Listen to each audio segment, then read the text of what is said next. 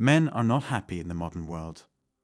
About once every month or two, there's a post somewhere on Reddit by a woman saying something like, "My boyfriend suddenly started doing red pill stuff, and now I want out," followed by 4 to 6 paragraphs explaining how her boyfriend is now a controlling, abusive piece of garbage who works out and wants to sleep with her more. These threads get seized upon by the brainwashed of society, who eagerly point out, see, the red pill doesn't work. It just ends relationships and turns guys into bad people. Independent of what is and is not actually red pill behavior, situations like these are based on a bad assumption. Simply put, in examples like this, the woman has supposed that prior to her man's changes, their relationship was actually good and he was actually happy. Then he ruined everything by reading some weird thing online that told him how his relationship ought to be, then trying to implement it. This begs the question: if the relationship was fine before the boyfriend went all red pill on his woman, why is he trying to change things? Why did he go on the internet and seek out the manosphere? If he's happy with his relationship the way it is, why is he trying to find ways to improve his bedroom life and become more assertive? The red pill is here because men aren't happy. They don't want to be sweet and sensitive and do things for women all day long and be the perfect boyfriend, while getting laid once every 6 weeks, paying out for expensive dates and gifts, sacrificing personal time, and getting moaned at and threatened with a breakup if any of this perfect behavior ever dips slightly.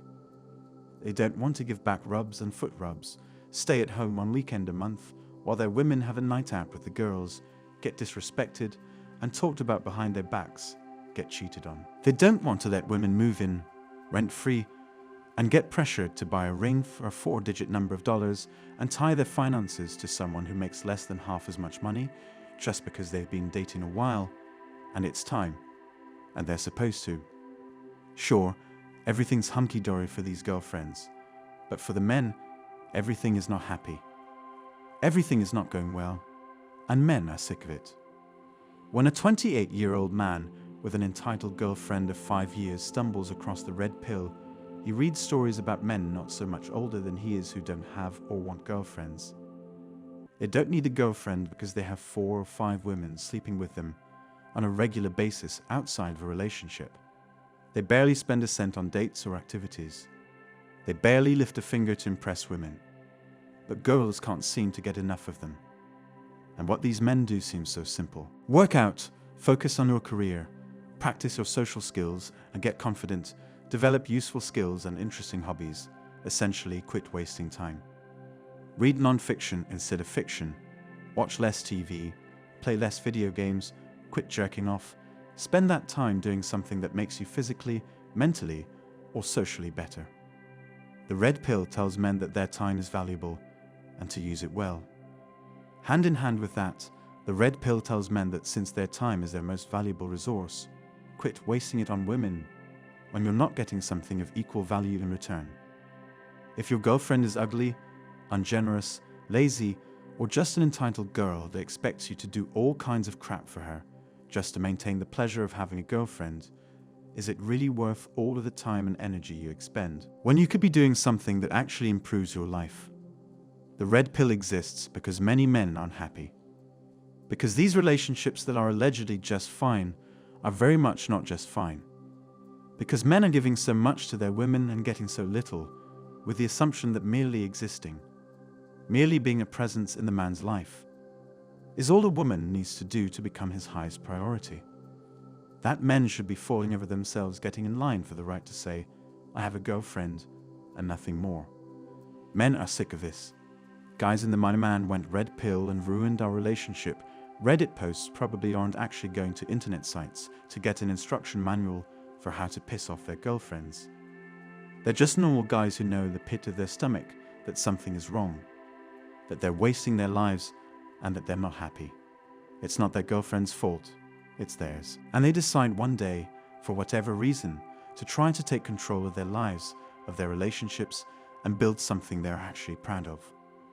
And steps 1 and 2 of that process involve asserting yourself and living the way you want, and expecting the people with whom you associate to add value to your life equal to the value you're expanding.